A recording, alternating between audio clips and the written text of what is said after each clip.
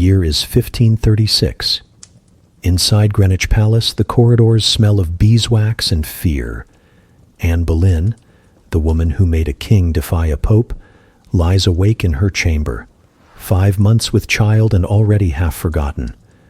Only 3 years ago, she had been England's miracle, the spark that set a church on fire, the reason Henry VIII tore his kingdom from the arms of Rome. He'd called her his destiny, his most beloved, his truth. Now he calls her almost nothing. Catherine of Aragon, his first wife, is dead. The Pope has cursed them both. And Anne? She has done the one thing no queen could survive. She has failed to give him a son. Her daughter Elizabeth is bright and beautiful, and entirely the wrong gender. Worse still, the king's attention drifts to someone new, a quiet, pale lady-in-waiting named Jane Seymour. The court whispers. The servants cross themselves when she passes, and somewhere beneath her ribs, Anne feels a flutter, a reminder that she still has one chance left, one more heartbeat to change her fate. But fate, as England would learn, has a sense of humor, because she would give him the son he has always wanted, just not the right one. Before we proceed, what time and country are you listening from tonight? I like mapping out our little group of insomniacs. And subscribe if you love what I do here, or you'll never find this channel again. Now get comfortable, because this is what would happen if Anne Boleyn had given Henry VIII a wrong son. The rain has been falling for hours. It pools in the courtyard stones, runs down the lead gutters, and drums against the shuttered windows of Greenwich Palace, that red brick monument to Henry VIII's latest idea of paradise. Inside, the air is heavy, beeswax, sweat, lavender oil, and underneath it all, the faint metallic tang of fear. You stand among the courtiers gathered outside the Queen's chamber, pretending not to listen for the sounds within. Every so often, a cry, a command, a prayer. Then silence again. The torches spit and hiss as if even the fire disapproves. Anne Boleyn is in labor. England, as usual, is holding its breath. She has done this before, of course, once, disastrously. Once that produced a girl. The kingdom hasn't quite forgiven her for either. But tonight she promises herself this one will be different. Tonight she will give the king what he's torn heaven and earth apart to have. Inside the chamber, she grips the carved post of her bed, eyes fixed on nothing. Her hair, unbound for the rite of childbirth, clings to her neck in dark ropes. Every movement of her body is deliberate, controlled. The women around her whisper encouragement, but she barely hears them. Anne Boleyn has never been a quiet woman, but tonight she is terrifyingly still. The midwife murmurs, "He's coming." Another contraction rolls through her like a tide of fire, and she exhales, slow, precise, determined. Her will is sharper than any sword Henry ever owned. Outside, in a nearby chamber, the king paces. Boots clicking, rosary rattling, temper simmering. He mutters half prayers, half threats. One servant makes the mistake of coughing. He's dismissed on the spot. Henry VIII, defender of the faith, breaker of the faith, depending on which week you're asking, has spent 3 years defying Rome for this moment. 3 years rewriting the law of God so this woman can lie in that bed. If this child is a boy, every sin will seem justified. If it is not, well, the tower has plenty of rooms. The thunder outside deepens. Candles sway. Someone fetches more linens. The physician, of course, is pacing too, pretending to know what he's doing. He's read Galen. He's prayed. He's mostly in the way.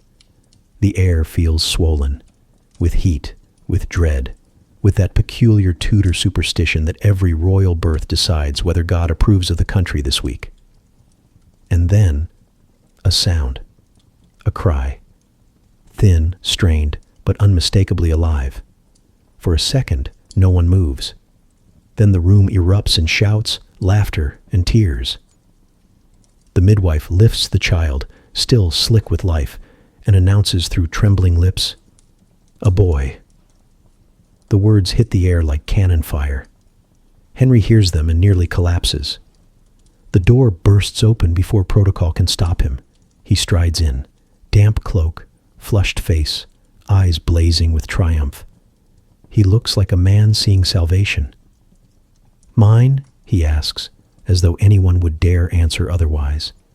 Anne nods, barely able to speak. Her face is pale, gleaming with sweat and disbelief. She reaches out, her hands trembling, and the midwife lays the bundle in her arms, a small, fragile thing. Skin almost translucent, chest rising in quick, uncertain motions. Alive, yes. Strong, no. Anne smiles anyway. To her, he is perfect. To the midwife, he is not. Henry kneels beside the bed, presses his lips to Anne's forehead. "You've saved England," he whispers, loud enough for everyone to hear. The courtiers bow deeper, eager to believe him. In the corner, a priest begins to chant a Te Deum. The sound wavers. Even Faith sounds nervous tonight. Henry turns to the others, barking orders. "Fire the guns from the tower. Tell Cranmer. Ring every bell from Canterbury to York." He wants the world to hear it. A prince is born. The servants rush out to carry the news. Within hours, the city will be roaring, and by dawn, every drunken Southwark will be toasting Anne Boleyn's name. For now, though, the chamber settles into a dazed quiet. The storm outside begins to soften, as if even heaven has grown tired. Anne cradles her son. The midwife hovers, eyes darting to the child's color, the shallow rise of his ribs. She opens her mouth, then closes it again. Best not to ruin a miracle too soon. Henry doesn't notice. He's already listing godparents, triumphs, conquests yet to come. The boy is proof of everything, that God is on his side, that Rome was wrong, that he, Henry VIII, has bent history itself to his will. He doesn't see the tiny tremor in the baby's hand. He doesn't hear the faint rasp beneath each breath. He only sees a crown, invisible but gleaming, already forming above the cradle. Anne whispers, "Arthur." The name drifts into the silence, heavy with myth. King Arthur reborn, England restored. A prophecy recycled for the 15th time. Henry approves instantly. Of course he does. No one ever lost favor in Tudor England by flattering a legend. You imagine, just for a moment, what this night must feel like to her. The relief, the exhaustion, the desperate hope pressing against her ribs. The sense that the entire world might finally forgive her for being herself. For a few hours, she is untouchable. The courtiers kneel. The servants weep. Even the rain outside begins to sound like applause. And somewhere behind it all, I sigh. The Tudors never knew the difference between a miracle and a delay. Because the midwife's silence is the truest omen in the room. Because every celebration in this palace begins with prayer and ends with an omen. Because tonight's miracle has already started coughing. For now, England sleeps soundly. Tomorrow, the bells will ring. And somewhere in the quiet between them, the future begins to wheeze. The first bell rings before dawn, then another, and another, until the sound rolls through the city like thunder wrapped in sunlight. London wakes to it, the news carried on the breath of every church tower. A prince has been born. God, apparently, is an Englishman again. From the banks of the Thames to the muddy lanes of Southwark, people pour into the streets half-dressed and half-drunk. Men lift tankards, women weep, and even the river barges are dressed in banners. Somewhere, a baker promises free loaves in the boy's honor. Somewhere else, a thief is pardoned. England forgives everything for a morning like this. You hear the bells from every direction, deep, clanging, triumphant, echoing over the rooftops, rattling the glass in tavern windows. Each one feels like proof that heaven has changed its mind. The rumors travel faster than the sound. In less than an hour, London knows what the court has only begun to process.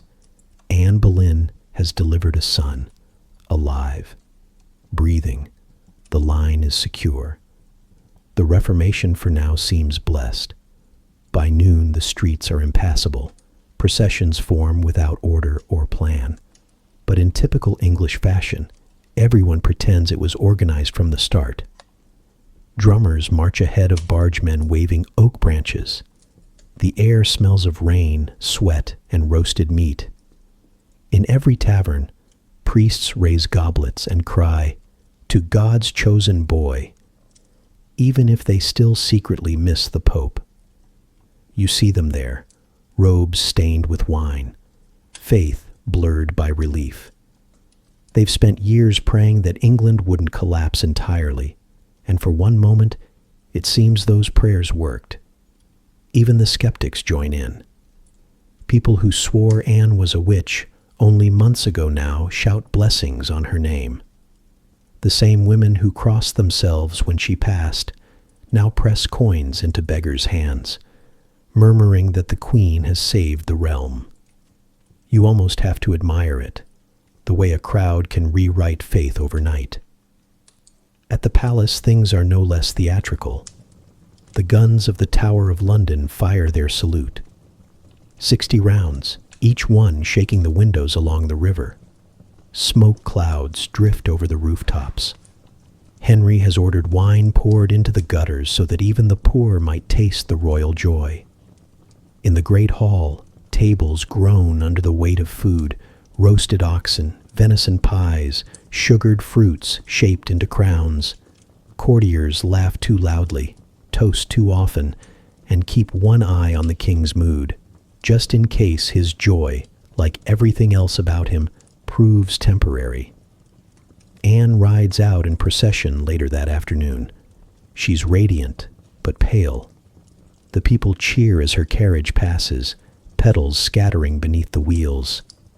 Every window along the route is filled with faces, each one craning for a glimpse of the Queen who changed the world and lived to hear it cheer her name. She forces a smile, the kind that feels like prayer and exhaustion in equal measure. The sunlight flashes on her jewels, on the royal banners, on the hands reaching out to bless her. She should feel triumphant. Instead, she feels hollowed out, because beneath the velvet and the applause, she knows what no one else does, that the miracle she's being praised for is fragile. The boy had struggled to breathe, his skin cooler than it should be. The midwife's eyes had flickered with concern before schooling themselves into obedience.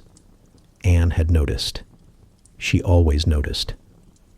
Henry rides beside her, fat with victory and delight.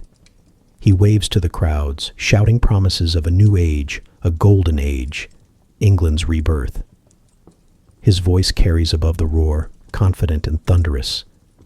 You can almost believe him. He's good at that, making faith sound easy. He calls the child my son, my heir, England's future. He doesn't mention how small the baby's hands were, or how long it took him to cry. To the crowd, it's enough that he exists. To Anne, it has to be everything. When they return to the palace, the celebration continues into the night. Torches light the gardens. Musicians play until their fingers cramp. Courtiers dance and shout and congratulate one another as if each of them had personally delivered the child. Anne sits beside Henry at the high table, smiling, nodding, pretending to taste the feast. She's barely eaten since labor, but that's hardly noticed. Queens aren't people, they're symbols. Across the hall, Cromwell raises his cup in her direction. Cranmer bows his head, murmuring a prayer of thanksgiving. Even those who despised her bow deeper tonight. For a few hours it feels as though she's finally won.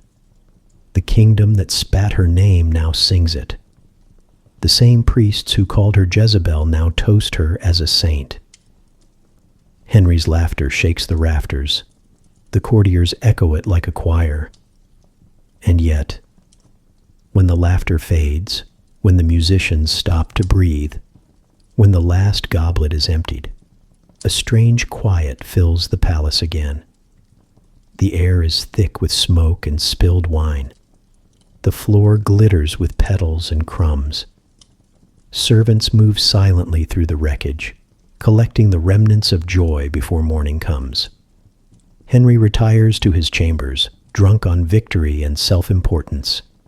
He speaks of tournaments and treaties, of sons yet unborn, of destiny finally fulfilled. Anne excuses herself.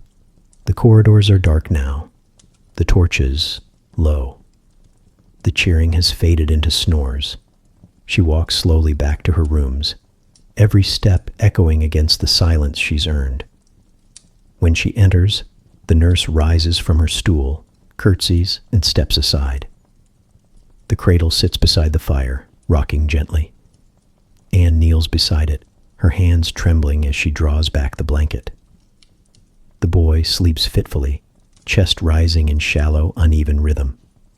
His skin glows faintly in the firelight. Too pale, too still. She brushes a finger across his forehead.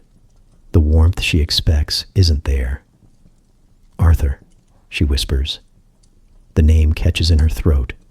He stirs, exhales, whimpers once. A small sound, but enough to make her heart seize. She counts his breaths, one by one, until they steady again. Outside, the bells are still ringing. They echo faintly through the palace walls. Soft, distant, relentless. England celebrates. God's chosen boy sleeps. And Anne Boleyn, Queen of England, sits alone in the flickering light, measuring the seconds between her child's breaths. Tomorrow, there will be more processions, more toasts, more declarations that heaven itself has spoken. But tonight, just for this quiet moment, she knows the truth every mother learns eventually, that miracles are fragile things, and that joy, like crowns, can slip from your hands the moment you believe you've earned it. Winter arrives early that year, sharp, damp, and endless. The same Londoners who had shouted Anne's name in the streets now curse the cold under their breath as they trudge through the slush. The bells have stopped ringing, the wine fountains are dry, and even the priests have lost their enthusiasm for celebrating miracles that can't be seen. At Greenwich Palace, the chimneys smoke constantly. The great fireplaces roar, but the corridors still breathe frost. Servants hurry through the halls wrapped in furs that smell faintly of mildew and candle smoke. The court has grown restless again. Joy, it seems, doesn't last long when you live on fear and rumor. Inside the Queen's chambers, the fire crackles low. You can hear it, that soft, uneven rhythm, paired with another sound now, faint and human, a cough. It begins as nothing, a tiny rasp in the cradle, the sort of sound mothers are told not to worry about. But in a palace where every breath carries the weight of succession, even the smallest sound can shake the walls. Anne leans over the cradle, watching her son's lips tremble. His skin looks thinner than she remembers. His tiny hand curls and uncurls, restless. He coughs again, a small wet sound, and for a moment, it feels like all the air in the room disappears. The nurse rushes forward, murmuring reassurance, but her eyes betray her. She's seen too many royal infants come and go. She knows that a cough in winter is never just a cough. By morning, the palace physicians are summoned.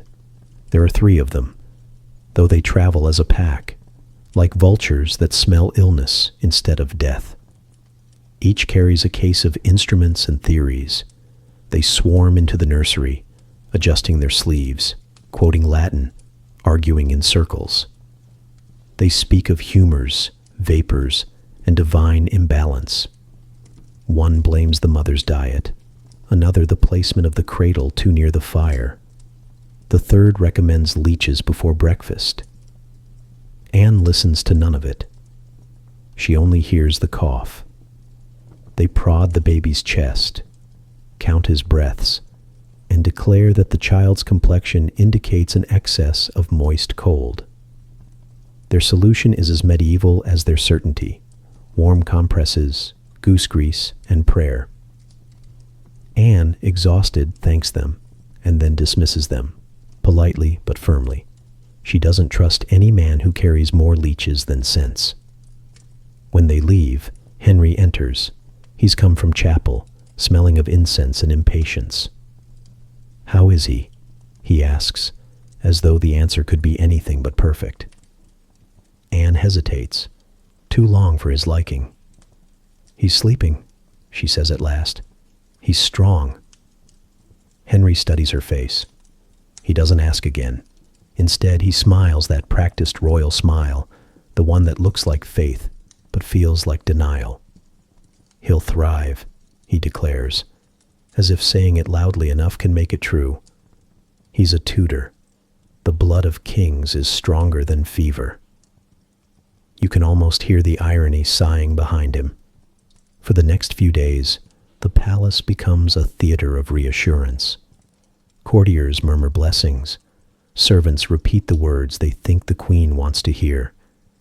"He looks better," they say, though they all notice the same thing, that he doesn't. Anne refuses to sleep. She sits by the cradle long after the fire dies down, her eyes fixed on her son's chest. Every breath feels counted, borrowed. The cough comes and goes, sometimes disappearing for a day or two, then returning worse than before. The midwives call it the winter chill. The physicians call it a disturbance of vapors. You call it what it is, the sound of fear wearing a child's lungs. By Christmas, the court has grown uneasy. Henry orders more physicians, this time from Oxford, learned men who speak fluent arrogance. They arrive with books, herbs, and self-importance, insisting that the child be bled to restore balance. Bleeding a baby is a delicate thing, they say. You must remove just enough life to let the rest recover. Anne refuses. Her refusal spreads through the palace like smoke. Whispers follow her down the corridors. The queen defies her doctors. The queen meddles in nature. The queen thinks she knows better than God. But she holds her ground. You can almost admire her for it, this stubbornness, this refusal to surrender her son to the same superstition that had nearly killed her country. Henry, meanwhile, refuses to hear the word weak. He commands laughter in the hall, music at dinner, celebrations in miniature, as if the noise could drown out the truth. He invites ambassadors and has them toast the prince's health before they've even seen him.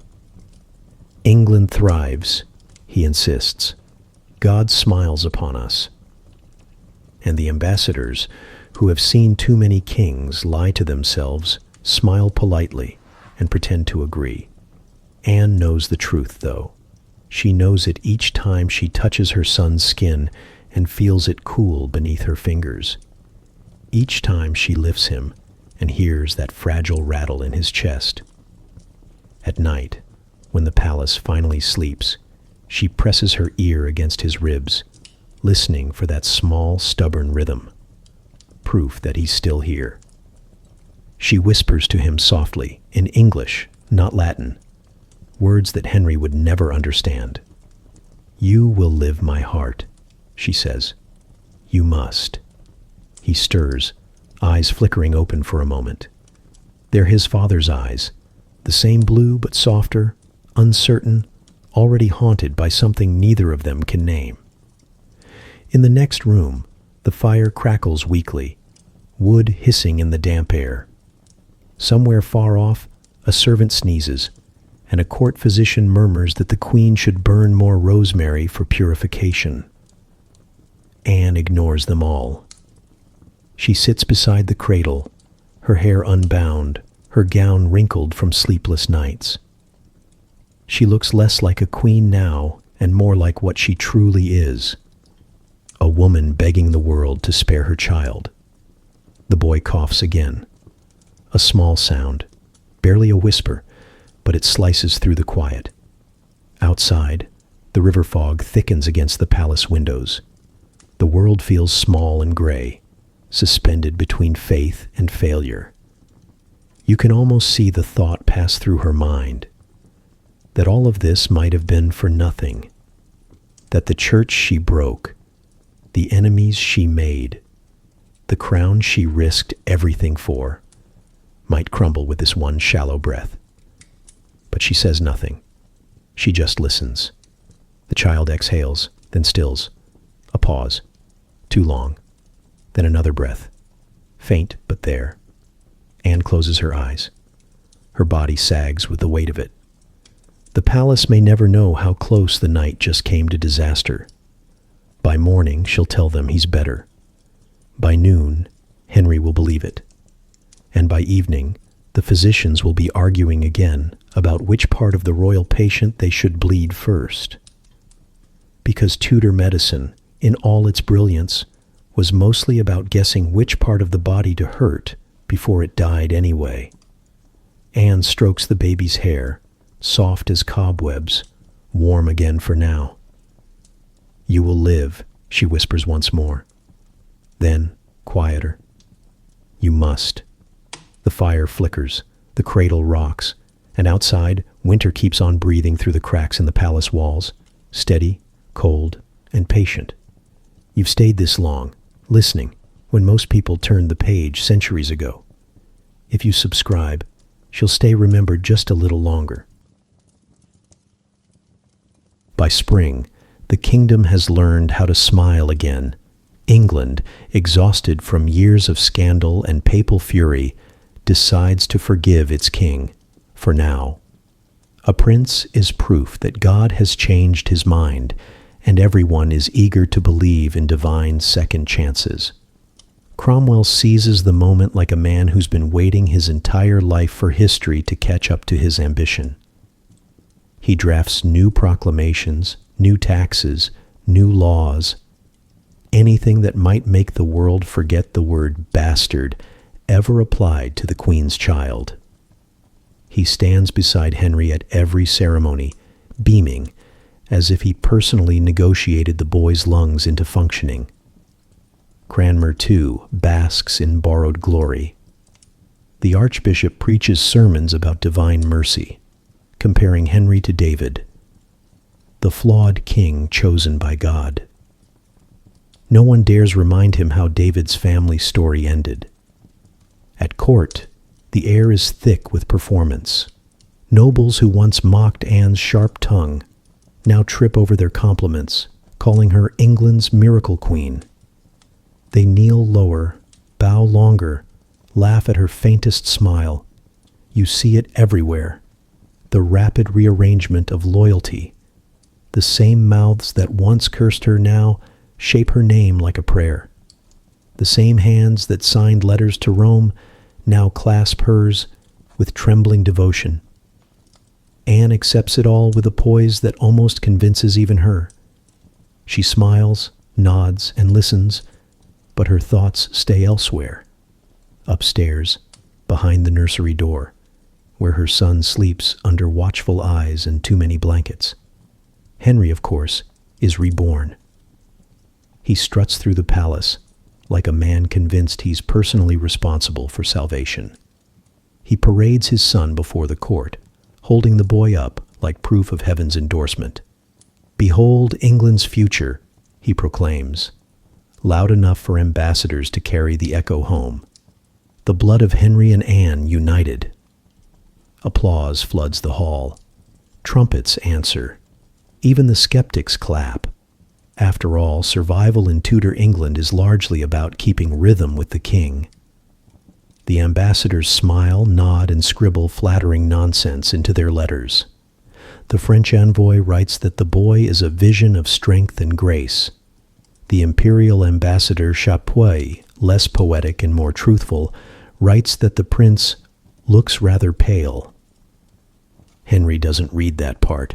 Foreign powers hurry to send gifts, silver rattles, embroidered linens, small crowns that no one will ever wear.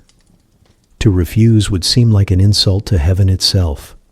England, briefly, feels like the center of the world again. Feasts return, though smaller this time, more polished, less desperate. Anne sits beside Henry at banquets, radiant in cloth of gold. Every toast to their son lands like a medal pinned to her chest. When courtiers bow, she feels the weight of it, not just admiration, but calculation. Every smile carries a question. Can she keep this? She knows the answer before they do. Still, she plays her part. She hosts scholars, commissions translations, and keeps her enemies close enough to smile at them over supper.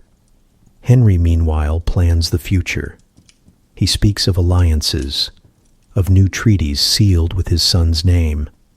He drafts the boy's titles before the child can hold his own head up. Prince of Wales, Duke of Cornwall, Defender of the Faith, he says proudly, though no one is sure which faith they're defending anymore. You can almost admire the irony. The same man who broke from Rome now thanking God daily for proving him right. God, Henry says, has blessed England through my son. You think about that. The way kings talk about blessings as though they ordered them in advance. Downstairs, in the servants' quarters, the gossip is quieter, but sharper. They whisper that the prince's nurse is changed twice a week because the boy never feeds well. They say the royal tailor keeps altering his gowns smaller, not larger. Rumor, in Tudor England, is the closest thing to prophecy. Anne hears it all eventually, the way queens always do. Not directly, but through the tone of curtsies, the pauses in conversation, the way people start using the word delicate. She hates that word. It sounds too polite to mean dying. When she visits the nursery, she finds the nurse spooning medicine between the child's lips, whispering lullabies in the same breath. The baby swallows, coughs, then sighs. His eyelids flutter. His breathing evens out again. Anne strokes his hair, soft and fine, as though it might vanish if she pressed too hard. The nurse avoids her eyes. He's resting well, Your Majesty. Anne nods, but she doesn't move away. She watches the child's chest rise and fall, counting silently. Upstairs above her, the great hall thunders with laughter. The feast continues. Henry is boasting again about the strength of his heir, the certainty of his bloodline. The musicians play another round. Goblets clash. A toast is raised to England's future.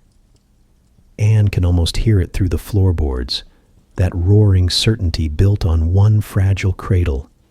She wonders briefly what God thinks of all this noise. Maybe he's tired.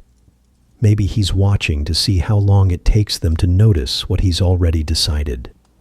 For now, England pretends not to hear the difference between a cry of triumph and a cough in the dark. Cromwell drafts new letters to France. Cranmer thanks heaven in print. The nobles rehearse loyalty for another day. And in the quiet below all of it, a nurse spoons medicine into the lips of a trembling child. One small heartbeat carrying the weight of a kingdom. The laughter upstairs swells again. The cupbearer refills. The minstrels tune their lutes. No one notices that the music and the breathing below are fading at the same pace, because kings mistake applause for approval, and both vanish the moment someone coughs. For a time, Anne Boleyn reigns exactly as she once dreamed. brilliant, unstoppable, untouchable.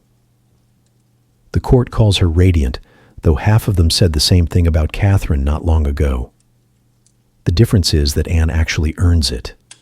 She's sharper, faster, more dangerous with a sentence than most men are with a sword. Her salons are filled with scholars now, men who cross themselves before daring to debate her. Reformers flock to her patronage. Translators deliver fresh manuscripts of the Bible into her hands, words finally free from Latin's priestly cage.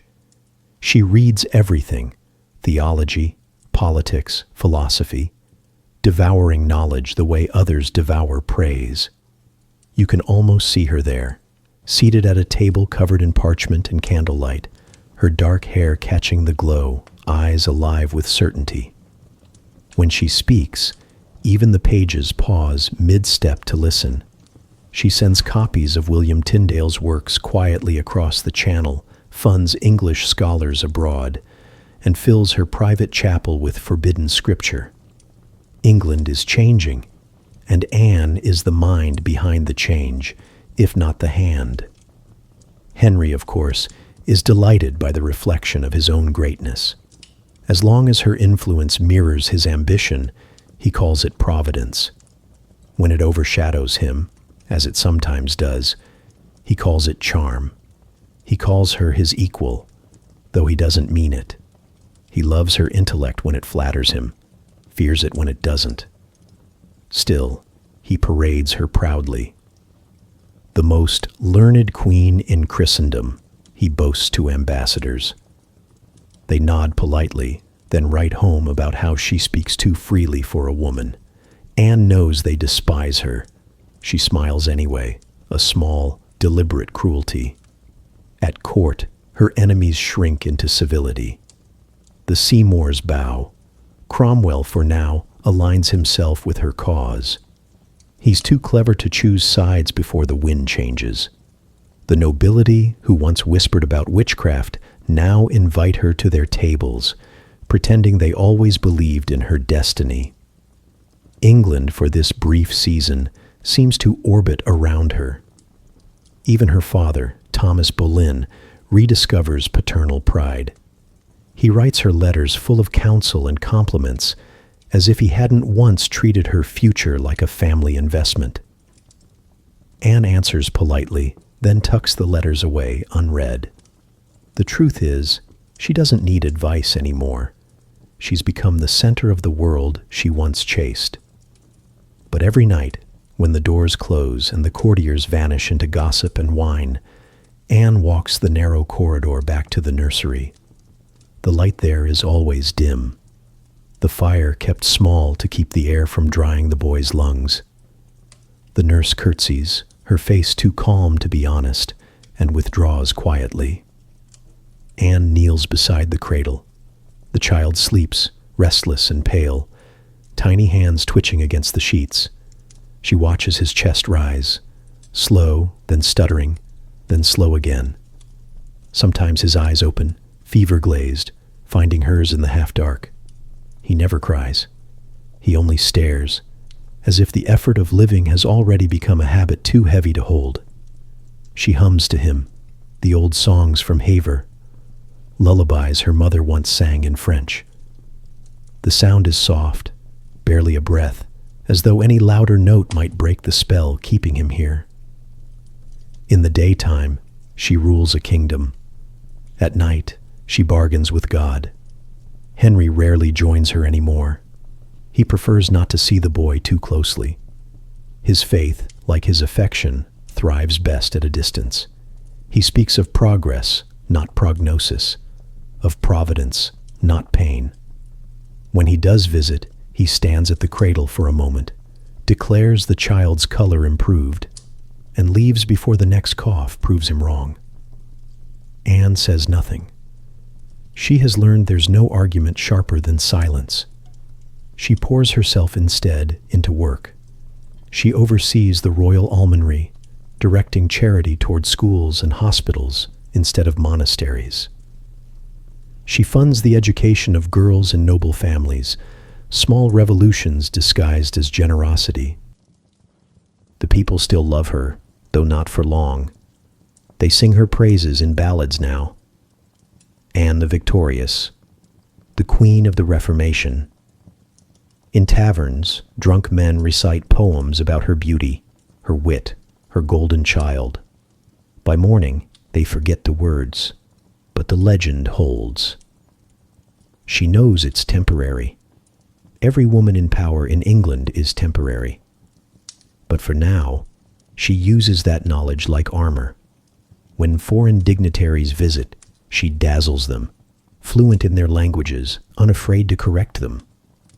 She turns diplomacy into theater, intelligence into charm. Some leave impressed, others leave offended. Either way, she wins. At one such banquet, she toasts Cranmer's translation of the Ten Commandments, remarking dryly that England has never obeyed all 10 at once. The laughter that follows is sharp, half admiration, half fear. She's too clever for their comfort, too visible for their liking, and yet, for these fleeting months, no one dares move against her. The boy's existence, however fragile, protects her like a shield of silk. In public, she plays her role perfectly. She smiles as Henry brags, listens as nobles flatter, blesses the hands of ambassadors she doesn't trust. She looks every inch the queen history promised her she'd be. But when the music fades and the hall's empty, she returns again to the one throne that matters, the small wooden chair beside her child's bed. There, stripped of jewels and ceremony, she whispers the only truth that still belongs to her, that England now has 2 rulers, one crowned and one barely breathing. The seasons pass, and the prince grows, but he does not thrive. He is pale where he should be pink, quiet where he should babble. The nurses whisper that he never laughs, not once, not even by accident. When he looks at you, it isn't the gaze of a child. It's something older, weightier, as though he has already overheard all the secrets meant to protect him. Anne hears the whispers from the servants' wing. A joyless heir, they say, is a cursed one.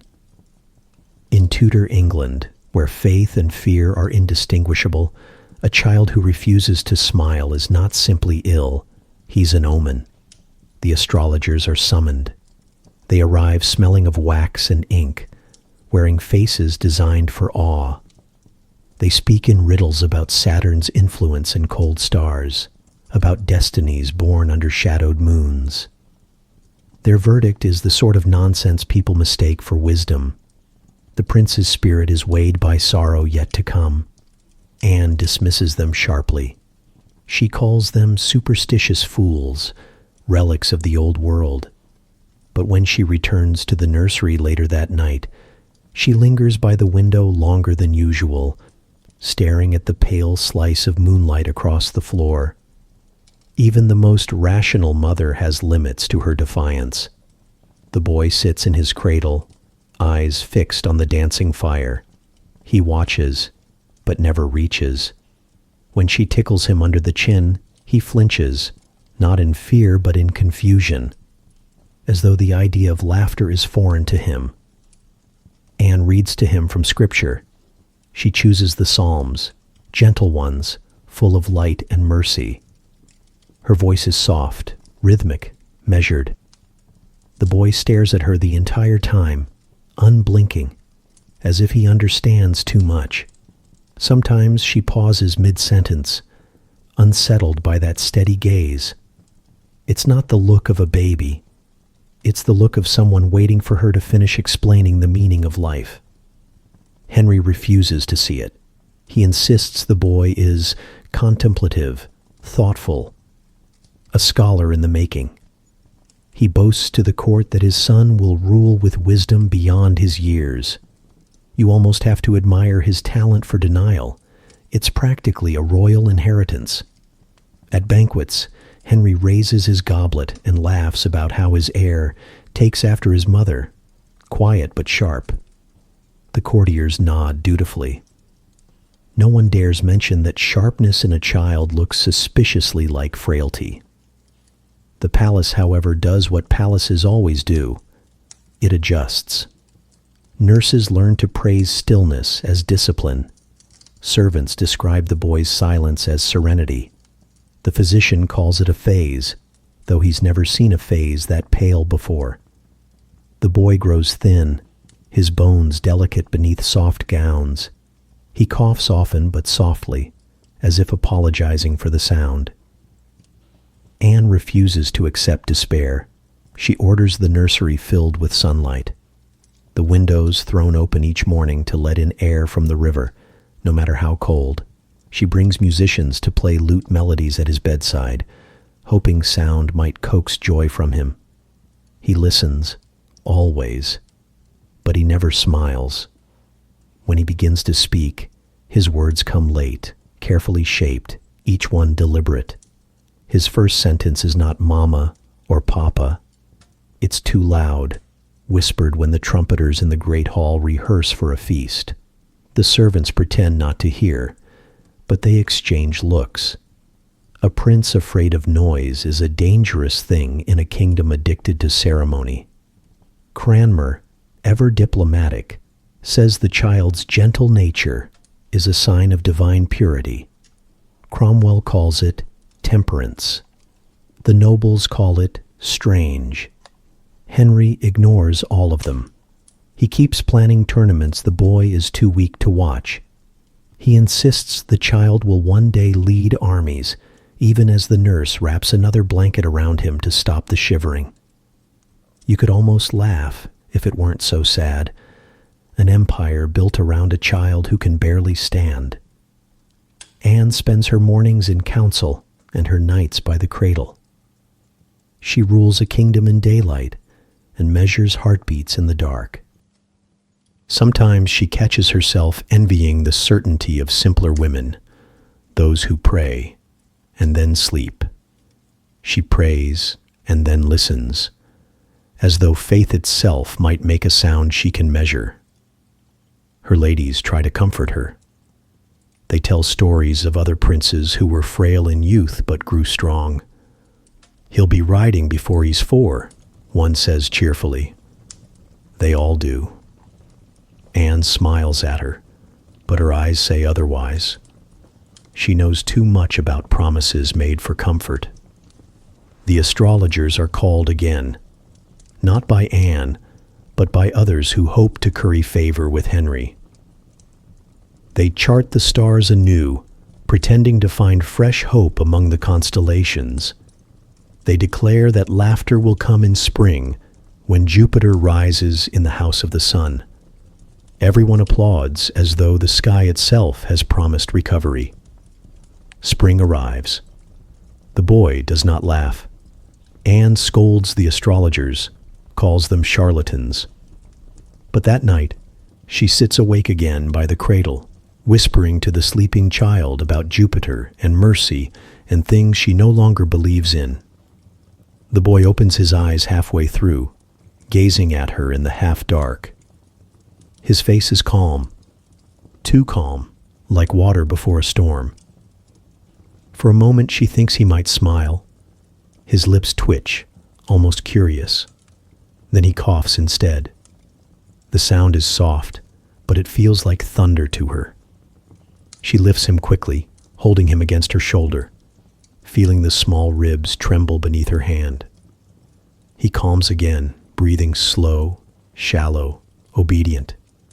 She rocks him gently, her cheek pressed to his hair, whispering verses she's long since memorized. It's a strange sight. The Queen of England murmuring scripture to a child who may never live to read it. The palace sleeps around them, unaware that the future is swaying in her arms. When morning comes, she dresses in silk, pins jewels to her hair, and steps into the council chamber as though nothing in the world is wrong. The ambassadors rise. The men bow. The air smells of parchment and power. Her other child, the one she can still control. She gives orders, signs decrees, corrects mistakes no one else has noticed. She speaks of progress, of reform, of England's bright new dawn. No one realizes that dawn to her is just another hour she's managed to keep her son alive. At night, the music drifts again from the great hall. Another feast, another reminder of how much joy costs in this kingdom. She walks the corridor back to the nursery, listening to the laughter echoing down the walls. Inside, the nurse rises and bows. The child sleeps, peaceful for once. Anne kneels beside him, running a hand through his hair. She almost believes for a heartbeat that things will be all right. But then the fire crackles, and he stirs, his eyes opening wide, solemn and aware.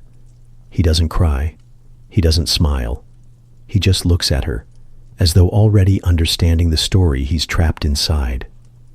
And you realize what she's begun to understand too, that England's hope is a child who never laughs, because no one in Tudor England wanted a melancholy heir.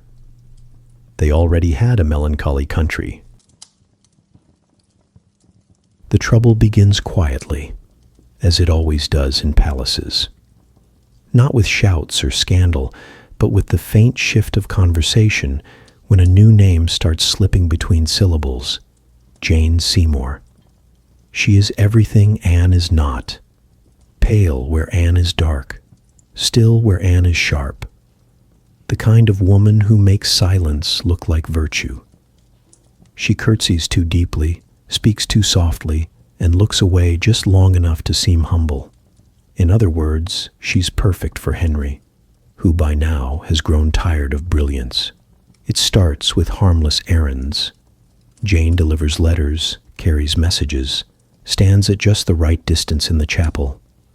She moves like smoke, impossible to pin down, impossible to accuse. Anne notices first. She always notices.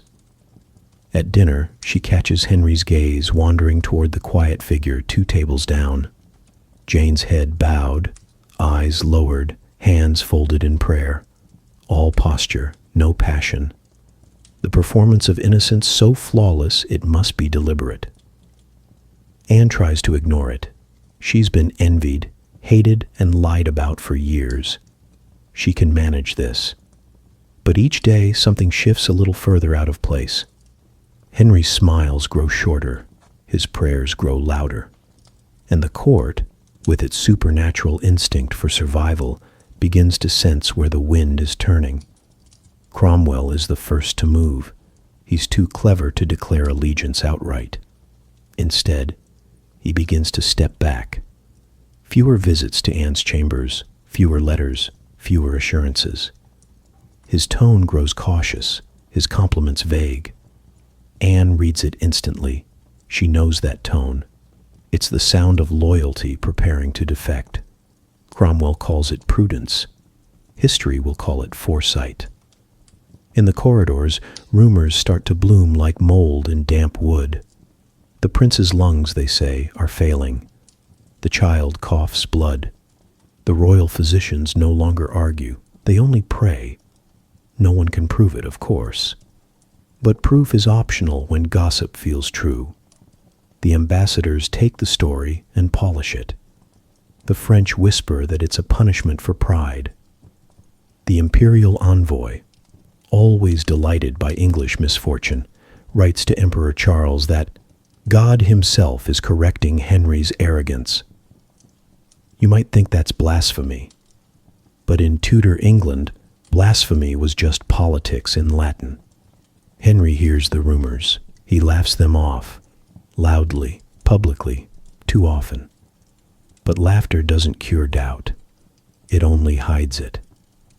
Anne watches him from across the council table, sees the way his fingers tighten around his rosary. She knows that look. It's the same one he wore before he abandoned Catherine. History, she realizes, is repeating itself, only faster this time. The court feels it too. The corridors have grown colder. Courtiers move through them like ghosts, smiling in daylight, whispering at dusk. You walk through the great hall and hear it in fragments. The boy won't last the year. She's cursed. The king deserves better. No one says it directly. They don't have to. In Tudor politics, the trick is to make your accusations sound like prayers. Jane, for her part, never speaks above a whisper. She curtsies whenever Anne enters the room and calls her Your Majesty with a sweetness that makes the title feel like mockery. Henry finds her modesty refreshing, a word that has ruined more queens than poison ever did. He begins sending her gifts. A brooch, a miniature portrait, a folded note pressed into her hand by a servant who will later claim he thought it was scripture. Anne confronts him once. Only once. You forget yourself, she says quietly. Henry doesn't look up from his papers. I forget nothing, he replies, least of all who made me king in God's eyes. It's not quite an apology, not quite a threat, just the faint reminder that his memory, like his mercy, is selective. The next morning, Anne finds her ladies whispering over a new piece of gossip. Jane Seymour wears a locket around her neck. Inside, a small portrait of the king. Anne demands she remove it. Jane refuses, tears up like a saint under persecution, and faints in perfect timing. The court rushes to her side. Henry hears of it within the hour. By evening, Anne is the villain again. The cruel, jealous wife, the woman who mocks gentleness, the queen who's forgotten how to smile. The irony doesn't escape her. She's losing the same game she once mastered. And still, the boy's health worsens. His cough deepens. His chest rattles with every breath. The palace doctors speak in quieter tones now, their remedies more desperate. Anne prays harder. Henry prays louder. The kingdom, ever obedient, starts preparing for the possibility that God is not listening. The French ambassador writes that the queen's eyes grow darker by the day. The imperial envoy replies that he's seen this before. It is the look of a woman watching her kingdom crumble one heartbeat at a time. Anne spends her evenings alone now. The laughter from the feasting halls doesn't reach her chambers anymore. Her letters to Cranmer turn more pensive, her marginal notes crowded with verses about faith under trial. She tells herself this is temporary, that the boy will recover, that Henry's gaze will turn back once the air clears of scandal. But the truth sits in her stomach like a stone. England has begun to move without her. Cromwell is already positioning himself near Jane's family, quiet meetings, convenient alliances. The courtiers who once swore loyalty now study her face like it's a mirror for their own survival. And when Anne passes through the corridors, the servants bow lower, not from respect, but pity. That's how you know the end has started, when people pity a queen. You might think this is tragedy, but it's really just the Tudor version of routine. Power shifts here like the weather, without warning and without apology. And through it all, the rumors keep spreading that the child is failing, that the queen has angered heaven, that the next wife is already waiting in the wings, pale and patient, holding a rosary instead of a sword. It's almost poetic, if you ignore the blood. Anne writes one final letter that week, to no one in particular. It reads, "A mother's heart is the truest witness of divine silence." She never sends it. Down the corridor, Henry dines with Jane Seymour. In the chapel, the choir sings Non nobis, Domine, not unto us, O Lord, but unto thy name. And in the nursery, the prince coughs again, small and sharp, the sound barely reaching through the palace walls. Faith, politics, or gossip, pick your poison. England drinks all three, and centuries later, most people forgot who paid the price for it. Don't be one of them. Subscribe so her story doesn't disappear again. By the time spring drifts back over England, the royal nursery smells less like milk and roses and more like a laboratory for lost hope. The boy is still alive, and in Tudor England, that alone is called progress. But the cough has settled deep in his chest, a permanent tenant. Every few days he relapses. Fever, tremor, silence. Then, almost miraculously, he improves, just enough to keep everyone believing. Henry calls it divine testing. Anne calls it a cycle. The physicians call it an opportunity. And so begins the parade, that endless procession of experts, each promising salvation in the form of something that smells like vinegar and regret. You wouldn't believe what passed for medicine in this century. Ground pearls for fever, powdered emerald for strength, wine infused with gold flakes, because apparently nothing cures mortality like drinking the metal you can't afford. When that fails, they move to the creative. Roasted frog lungs for congestion, boiled toads tied around the neck for divine balance, a poultice of pigeon blood for general restoration. Anne listens to each prescription like a sermon she's too polite to interrupt. The physicians bow, declare the boy improving, and leave to argue about whose treatment God favors more. They bicker constantly. One says the child's humors are unbalanced. Another insists he's overburdened with melancholy vapors. The third just keeps shouting about the alignment of Mars. And through it all, Henry demands results. He storms into the nursery unannounced, boots echoing, cloak dragging. He looks down at his son, frail, pale, and unamused, and announces that this will not do. "I want him strong," he says, as if volume is medicinal. "Whatever it takes, whatever it costs." Anne bows her head. It will be done. Then quietly, she does what every desperate mother does. She tries everything, no matter how absurd. The apothecaries line up like soldiers outside her chamber, offering jars filled with crushed coral, powdered bone, and syrup made from rose hips and honey. Some remedies smell divine. Others smell like sin. She doesn't care anymore which is which. Each night, she administers them herself, hands trembling as she measures hope in spoonfuls. At first, she keeps to the Protestant restraint that once defined her faith. She refuses relics, icons, beads, all the trappings of superstition she once condemned. But faith is a fragile thing when your child keeps coughing blood onto your sleeves. So one night, when the fever climbs again, and the physicians are asleep in their arrogance, Anne opens an old chest she hasn't touched in years. Inside lies a rosary, a gift from her mother long before she became queen, back when praying was still simple. She hesitates.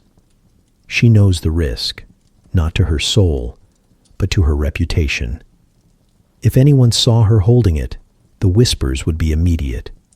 The heretic queen returns to Rome, but desperation has no denomination. She lights a single candle, takes the beads in her hands, and begins to pray, softly, steadily, half in English, half in Latin. Not for forgiveness, not for faith, just for breath. Down the corridor, Henry is doing the same thing, only louder and angrier. He storms through his chapel, demanding that God remember who paid for the new gilded altar. Anne's prayer sounds nothing like that. It's smaller, quieter, human. You can almost picture it. The most powerful woman in England kneeling beside a cradle, whispering to a God she's not sure still listens. Every reformer, in the end, returns to superstition when God stops answering. The boy stirs. His breathing evens out. For a moment, she dares to believe it worked. But morning always ruins miracles. The fever returns, heavier this time. His eyes flutter but don't quite open. His lips move, but the sound that escapes is a whimper. The palace fills with panic disguised as procedure. More physicians arrive. New faces, same ideas. They prescribe warmth, then cold, then fasting, then feeding. Each contradicts the last, but all agree it's divine will when none of them succeed. Henry begins blaming the servants. He dismisses the nurse, then the apothecary, then one of the cooks, because clearly the soup was plotting treason. Anne doesn't argue. She doesn't even flinch. She simply moves the cradle closer to her bed so she can reach it without standing. Days blend into nights. The palace becomes a shadow play of whispers and footsteps. The boy coughs less often now, which sounds hopeful until you realize that less sound also means less strength. Anne tries new remedies herself. Warm milk mixed with poppy syrup. A poultice of thyme and vinegar pressed gently against his chest. It's absurd and beautiful all at once. A queen measuring medicine by instinct, not doctrine, like some peasant mother from Kent. She hums while she works. Not hymns, not psalms, just fragments of melody, old songs from childhood. She pretends it soothes him. Maybe it does. Maybe it's just keeping her sane. By week's end, Henry demands progress reports, as if the boy's health were an account ledger. "What have they done today?" he asks Cromwell. "What treatments? What prayers?"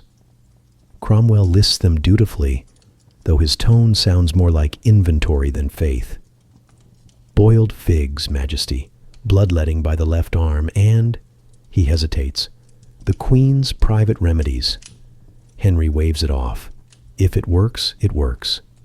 Which, in Tudor terms, is practically modern medicine. Outside the court, rumors bloom faster than cures. Some say the Queen has turned to witchcraft. Others claim she's been seen handling relics by candlelight. The ambassadors write about her melancholy devotion, a polite way of saying madness. It's not madness. It's grief with structure.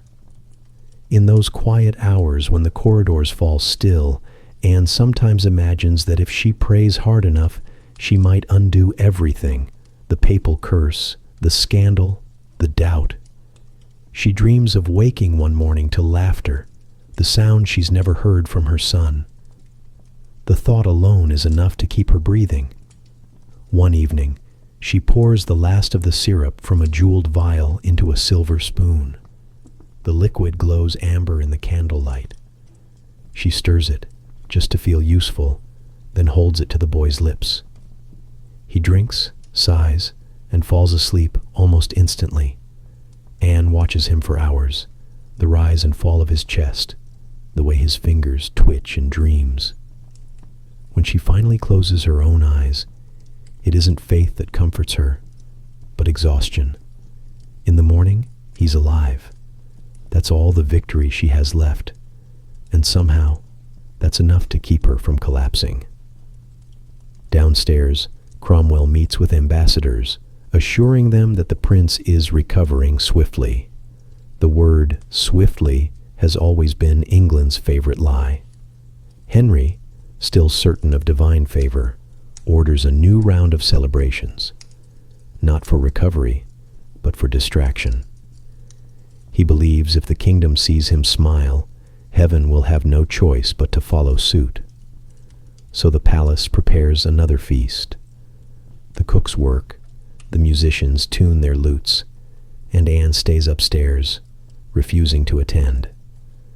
While laughter and song rise through the ceilings, she sits beside the cradle again, clutching that forbidden rosary like a weapon. If faith won't save her, ritual might. Every bead, every whisper, every sleepless prayer is a bargain she can't stop making. One more plea to whatever power still remembers mercy. The sound of doubt in Tudor England isn't thunder.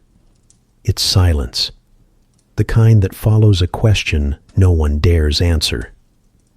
At first, Henry's grief pretends to be discipline. He prays longer, fasts twice a week, forbids laughter in the chapel. He insists the boy's illness is a test of his kingship, a divine riddle to be solved by devotion alone. But faith, for Henry, was never about patience. It was about control. And when God stops answering, Henry does what Henry always does. He looks for someone closer to punish. It begins with small questions. Has the Queen prayed? Has she confessed? Has she changed? The courtiers answer carefully, each word weighed like gold dust. Yes, Majesty.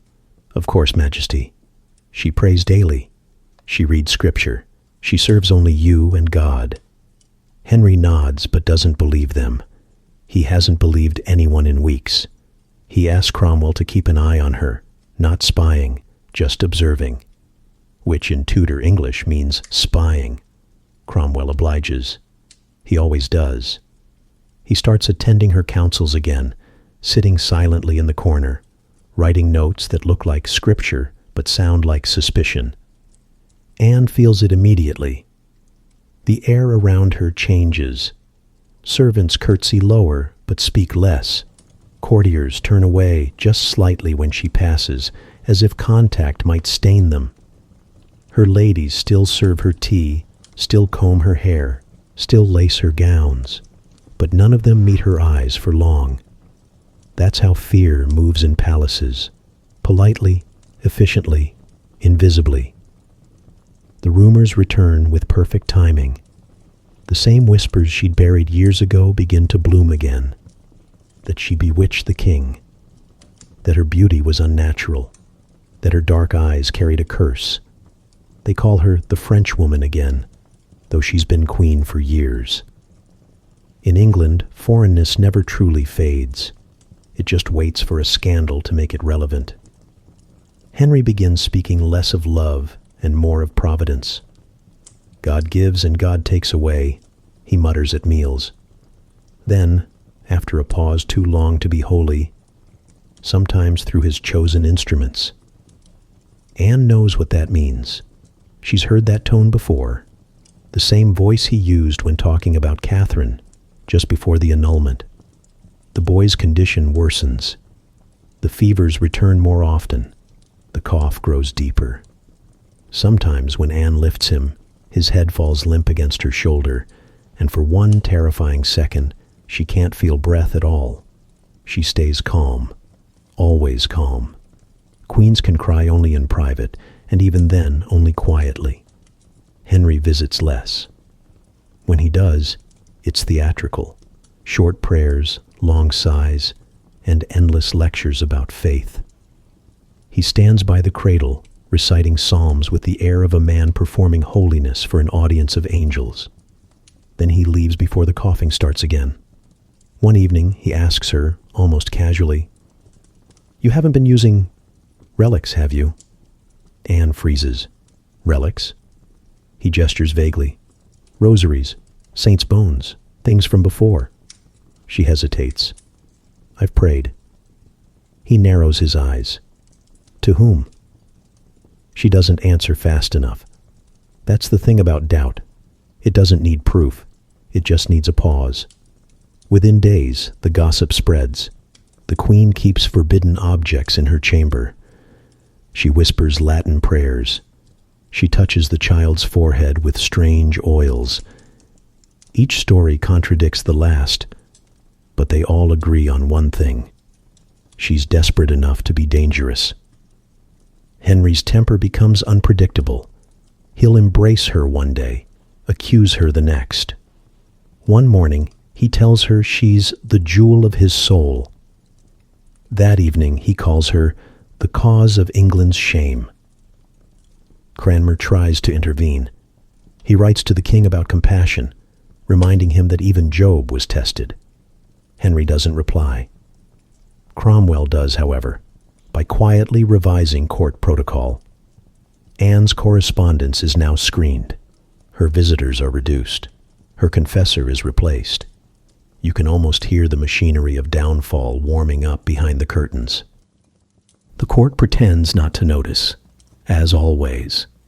They keep smiling through their teeth, repeating phrases like God's will and the Queen's health, as though repetition alone could make them true. Even Jane Seymour grows quieter, which is saying something. She no longer flaunts the locket. She doesn't need to. Her patience is her advertisement. Anne knows all of this. She's not blind, just exhausted. At night, she sits by her son's bed, reading softly from the Gospels. The boy's hand is small in hers, bones like bird wings beneath the skin. His eyes flicker open once or twice, always searching for something she can't give him. "Breathe," she whispers. "Just breathe, my heart." He does, but weakly. Each breath sounds like a prayer being negotiated.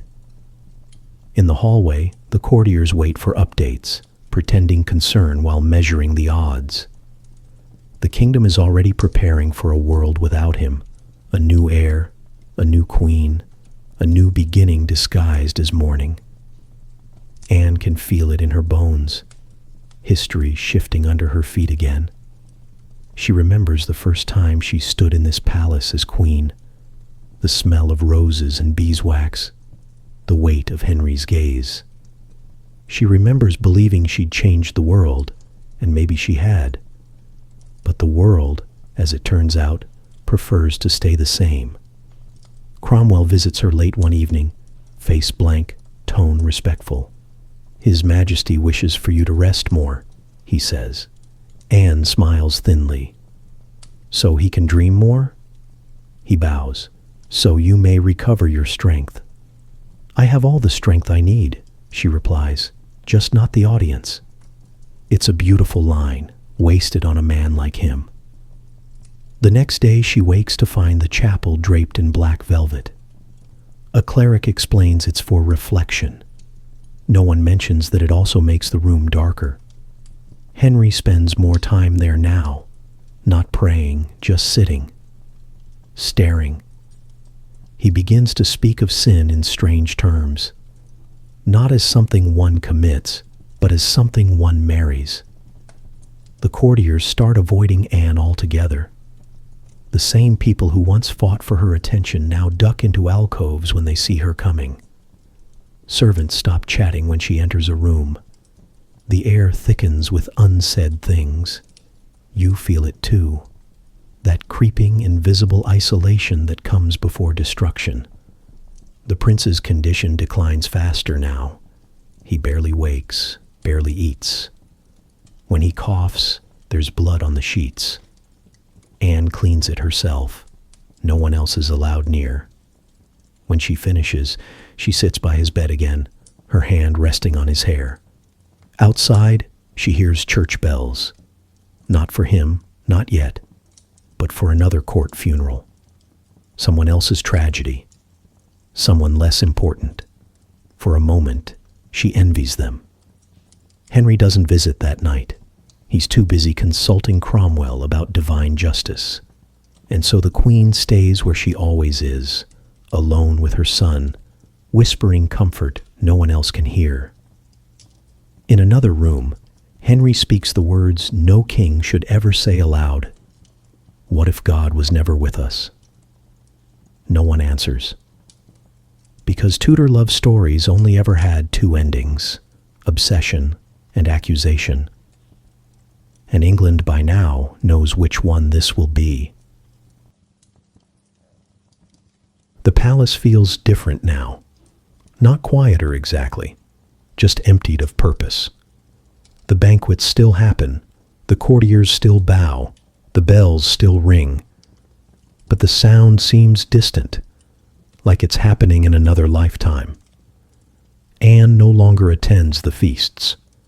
She doesn't glide down the gilded staircases anymore, or wear the crimson gowns that once set the court whispering. The crown sits untouched on her dressing table, polished, perfect, irrelevant. Her kingdom has shrunk to a single room, the nursery. It smells of candle wax, time, and sleeplessness. The fire burns day and night, a small rebellion against the drafts that creep in through the window frames. This is where she rules now, over silence, over shadows, over a child whose breaths are so faint she sometimes has to lean close just to make sure they're still there. Outside, England continues its holy chaos. Cromwell dismantles monasteries with bureaucratic precision. Gold melts into coin. Relics vanish into bonfires that crackle like sermons. The country is being reborn through fire, and Anne, the queen who once ignited that reformation, is now little more than a ghost haunting her own victory. She knows it, and she doesn't care. Her throne now is the chair beside her son's bed. Her scepter, the spoon she uses to stir his medicine. Her court, the nurses and the occasional priest who still dares to pray for them both. She reads to him from her own English Bible, the same kind that once made her a heretic and then a queen. It's strange how words can outlive revolutions. The book is bound in worn leather, its edges smudged by her hands. She had it printed years ago, when faith still felt like something she could command. Now she reads it for comfort, not conviction. Her voice is soft, steady, patient. The kind of tone that could turn scripture into a lullaby. The boy stirs sometimes, his lips parting in half-sleep. She imagines he understands. Maybe he does. At night, when the fever rises again, she reads the same passage over and over. Let not your heart be troubled. Sometimes she believes it. Sometimes she doesn't. But the words fill the air regardless. And in a palace full of hypocrisy, they're the only honest thing left. Henry doesn't visit much anymore. When he does, it's ceremonial, the kind of visit a king performs to prove he's still human. He stands at the foot of the bed, staring at the child as though looking for resemblance. Then he turns to Anne and says something that sounds like reassurance, but feels like resignation. God's will, he murmurs. Anne nods, but she's long since stopped mistaking resignation for faith. When he leaves, the silence feels like a blessing. Sometimes she hears the faint sound of hammering from outside, another monastery being stripped, another altar pulled down. She remembers how she once cheered those acts, calling them triumphs for truth. Now, they just sound like loss. It's an odd thing, to watch the world burn for your beliefs and realize too late that belief can't keep a child alive. But she keeps reading. She keeps praying, not in Latin, not for the Pope, not even for heaven, just for one more morning. The boy sleeps often now, his skin translucent, his breathing shallow. When the nurse comes with broth or syrup, Anne waves her away gently. He'll wake when he's ready. He rarely does. In the afternoons, sunlight filters through the curtains in fractured gold. She traces the patterns on the floor, the same way she once traced the embroidered designs on royal banners. Only now, she measures light instead of power. Sometimes her daughter, Elizabeth, is brought to visit. A flash of red gold hair, laughter too bright for the room. Elizabeth touches her brother's hand, curious but not afraid. Anne forces a smile, though she sees too clearly what Henry doesn't. Which child carries the true strength of his bloodline? After Elizabeth is taken away, Anne sits in silence again, half in prayer, half in memory. She thinks of the early days, of the French court, of flirtations turned to revolutions, of letters that promised eternity. She thinks of Henry's first love poems, the ones that began with "Mine Own Darling" and ended with "Obey." She thinks of Catherine, too, the woman she replaced, The woman she once pitied now understands. And she wonders if Catherine once sat like this, a queen turned mother, turned relic of her own ambition. The thought makes her smile, a tired, knowing smile. In the evenings, the palace grows still. The torches in the corridors burn low, their smoke curling into the darkness like sighs. Anne remains by the cradle, reading aloud. She doesn't choose grand verses anymore. No kings, no battles, no psalms about victory. She reads the small ones, the quiet ones. Blessed are those who mourn. Blessed are the meek. Blessed are those who hunger for righteousness. If anyone asks, she'll say it's for her son. But deep down, she knows she's reading to herself. Once, she commanded bishops. Now, she bargains with God like a servant. And yet, there's peace in it. Strange, heavy, uninvited peace.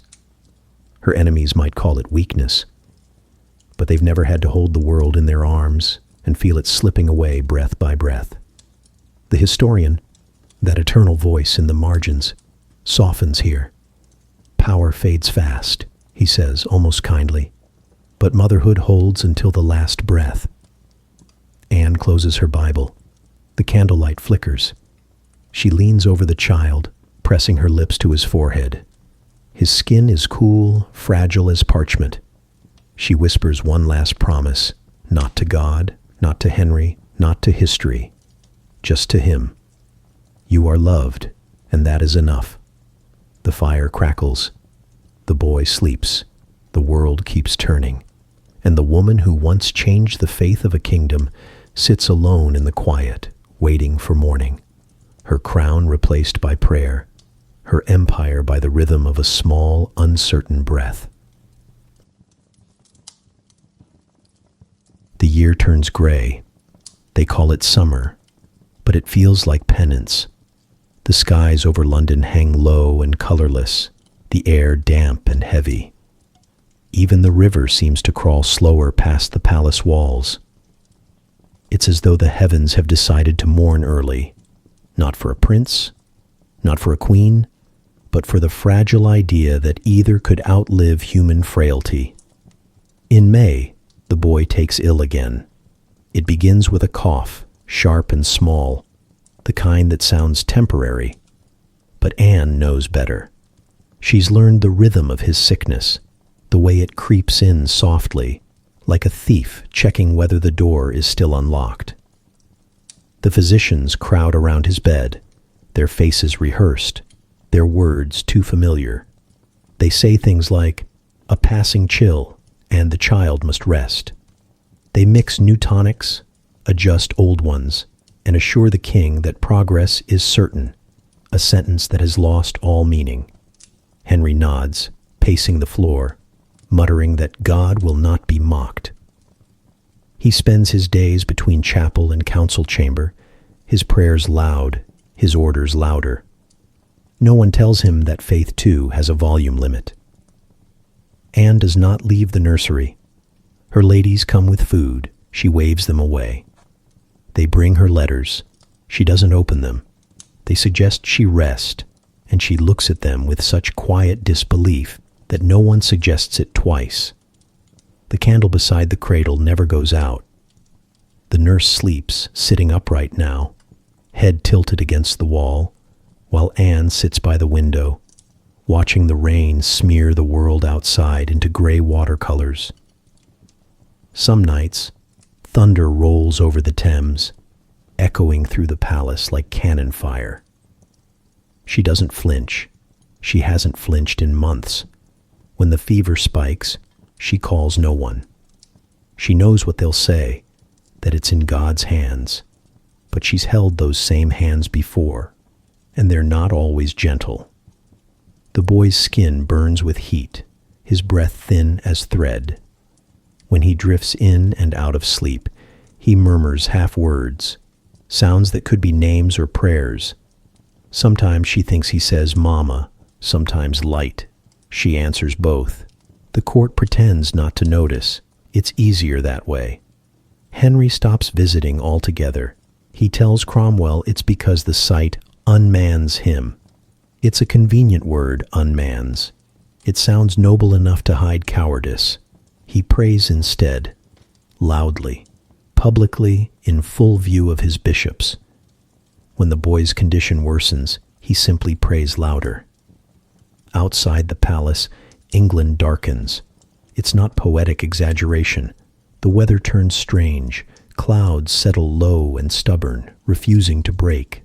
The sun hides for weeks. Farmers mutter about cursed skies. The wheat wilts. The air tastes like wet iron. Even the weather, it seems, has taken sides. Anne barely notices. She lives in her own season now, one of endless twilight. She reads aloud from her Bible, her voice the only sound in the room besides the fire's slow breathing. Sometimes she stops mid-verse, unable to finish. Sometimes she just sits, staring at the boy's tiny hands, the way his fingers twitch like candle flames. Her ladies whisper outside the door. They say the Queen has begun to fade, that she doesn't eat, that her gowns hang loose, that her voice has turned thin and echoing. They're not wrong. She's no longer the woman who once dazzled a king or terrified a kingdom. She's smaller now, still fierce, but hollowed out. She no longer writes letters, no longer commands, no longer argues theology. Her empire has become the few feet of floor between her chair and the cradle. On the 7th day of fever, she asks for the archbishop. Cranmer comes quietly, holding his hat in both hands like a man entering a tomb. He kneels, prays, says all the right words. Then he rises, hesitates, and whispers, "Your Majesty, God's mercy may not always look like we expect." Anne nods. It never has. When he leaves, she sits by the window again.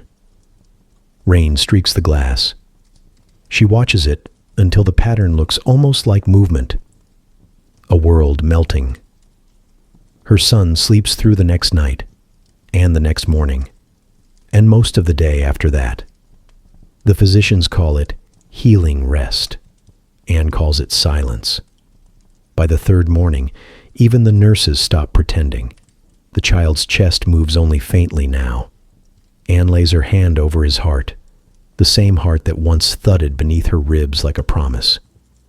She feels nothing but stillness, fragile and complete. No scream, no collapse, no grand theatrical grief, just stillness. Outside, as if on cue, the church bells begin to toll. Low, slow, reluctant. The same bells that once celebrated his birth, now ringing backward through time, erasing joy in reverse. The sound carries through the palace, down the river, into the city. People pause mid-step, hat in hand, unsure whether to pray or gossip first. Henry hears it from the chapel. He bows his head, murmurs something about God's will, and walks out without finishing the service. The council meets that afternoon to discuss the appropriate observances. Cromwell speaks with his usual precision. The people must see strength, not sorrow. Anne doesn't attend. She stays in the nursery, where strength has no meaning anymore. The curtains are drawn, the candles burned to stubs. She holds the child in her arms, rocking him slowly, the way she did when he was first born, when she still believed that love could outweigh prophecy. The nurse kneels nearby, whispering prayers she can barely remember. No one else enters. No one dares. Anne hums under her breath, a melody from heaven, something old and unroyal. It fills the air like smoke, warm and low. Outside, the bells keep tolling. Inside, time stands perfectly still. The historian's voice, softer now, breaks the silence. Even the weather took sides, and heaven for once refused to. The candle flickers, the flame bending toward her face. She closes her eyes. For the first time in months, there's peace, Not victory, not hope. Just peace, the kind that arrives too late to be of use. And as the rain begins again, slow and endless, the mother who once changed a nation sits alone with her child, cradling what remains of her kingdom. The summer without sun has finally begun. You've heard her to the end. Few ever did. Subscribe and keep her from being forgotten again. The courtyard smells of rain and rosemary. It's the scent of morning, dressed up as ceremony. The sky has refused to clear for days, as though heaven itself can't bear to look. The paving stones shine dark and wet. The flags hang limp in the air. A small white coffin, too small, too perfect, is carried through the archway. The guards bow as it passes, but none meet each other's eyes. Even soldiers have limits to composure. The boy's coffin is draped in cloth of gold, as though embroidery could persuade eternity to be kinder. Two heralds walk before it, their trumpets lowered in silence. Behind them, the bishops chant, their Latin verses swallowed by the rain. The words are old, the tone familiar. The same prayers once sung for queens, now recycled for a child too young to have sinned or repented. Anne watches from above. From the tower's high window, she sees everything. The procession, the priests, the way the puddles distort reflection. She stands very still, her hands resting on the stone sill, her face unreadable. She's no longer dressed in royal colors. Her gown is gray, simple, stripped of jewels. Grief has its own uniform. Down below, Henry plays his role. He walks beside the coffin, head bowed, expression carved into piety. The people watching, the few allowed to gather, whisper in reverence. "Look how tender he is," they say. "Such a devoted father." No one sees his hands. They're clenched so tightly the knuckles show white. Later, in private, that same tenderness will curdle into rage. Not at God, not at death, not even at the physicians, but at Anne. Because in Tudor England, grief always needs a scapegoat. He blames her quietly at first. Questions whispered to Cromwell, small sighs at counsel.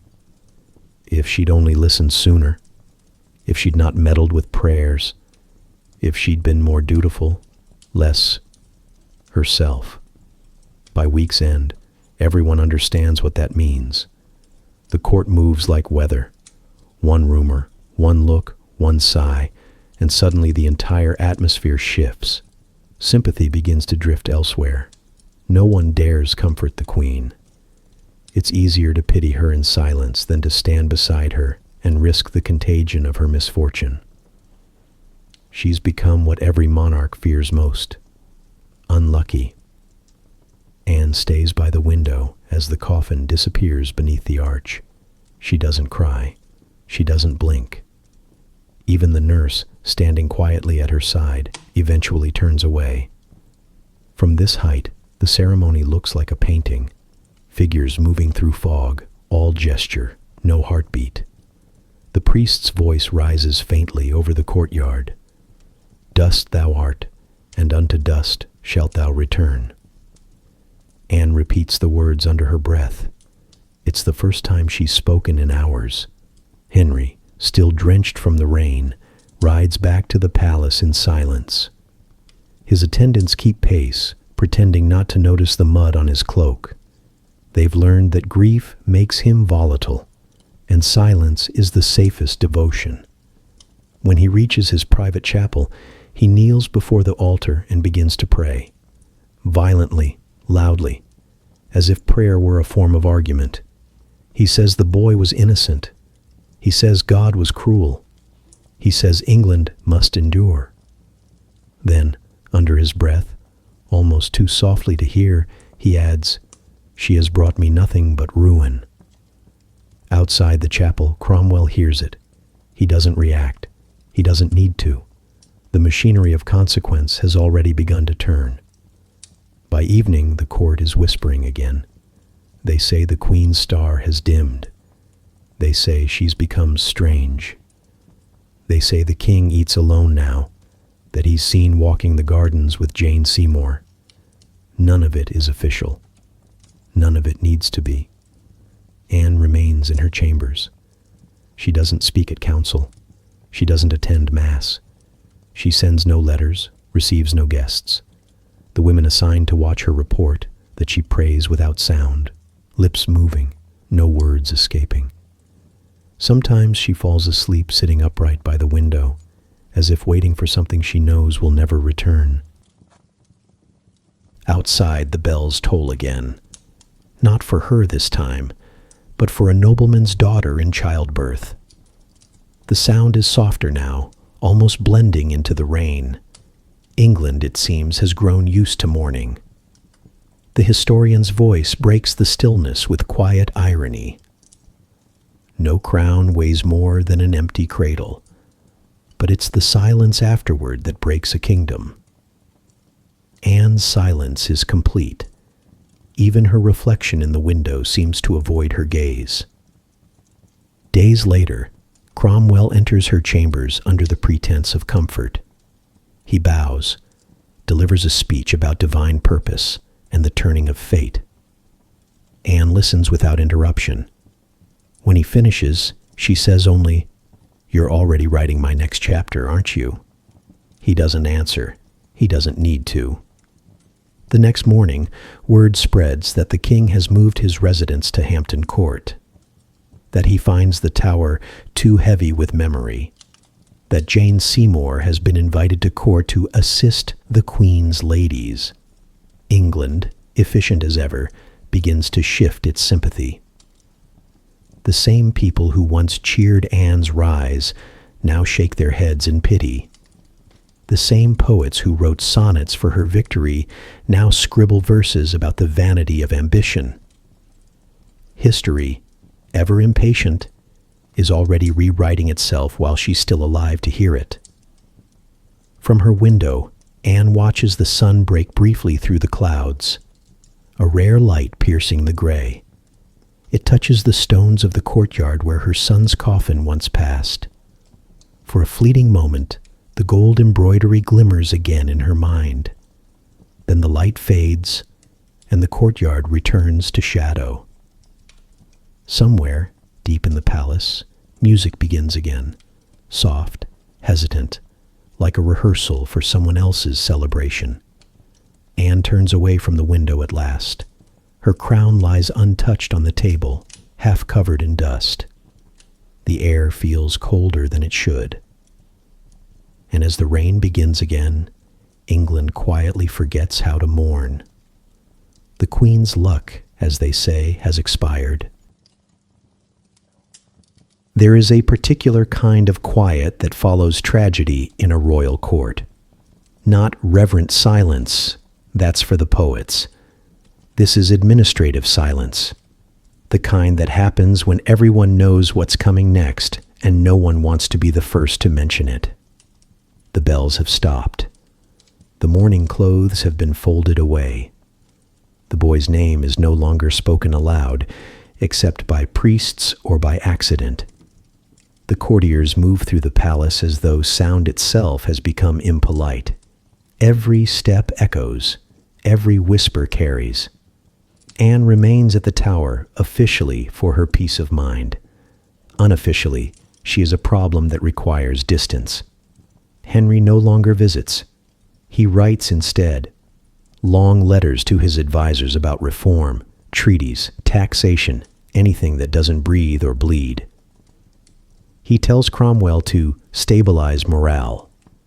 Cromwell translates that, as he always does, into opportunity. Within a week, the court is rearranged. Jane Seymour's family, quiet, devout, strategically dull, begins to rise. Her brothers receive new appointments. Her father is granted a pension. Even her cousins find themselves conveniently invited to dine in the royal presence. Jane herself remains discreet, almost invisible. She attends chapel daily, keeps her voice low, her hands folded, When Henry passes her in the corridor, she curtsies so deeply it looks like worship.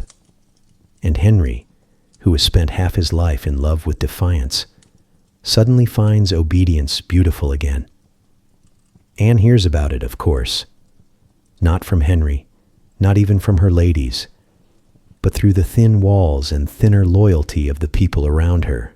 She pretends not to care. She's too tired for outrage. Once she might have fought. She would have written letters, rallied allies, cornered bishops, turned intelligence into survival.